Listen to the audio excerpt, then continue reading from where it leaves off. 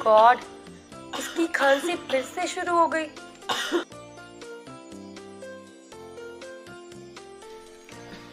पिछले 1 घंटे में मैं इसे 4 बार कफ सिरप पिला चुकी हूँ, पर इसकी खांसी है कि रुकने का नाम ही नहीं ले रही।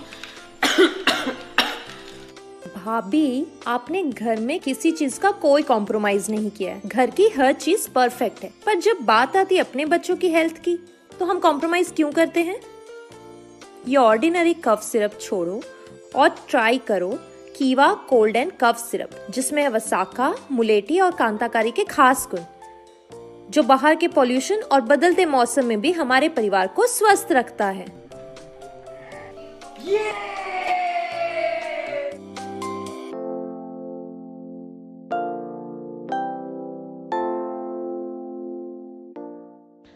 कीवा कफ सिरप एक आयुर्वेदिक औषधि है, जिसमें वसाका, मुलेठी, कांताकारी, लसूदी, भ्रांगी, हंसराज, काइफल जैसी प्राकृतिक जड़ी बूटियों का मिश्रण शामिल है, जो सर्दी, खांसी, गले में खराश, फ्लू आदि के इलाज के लिए जाना जाता है।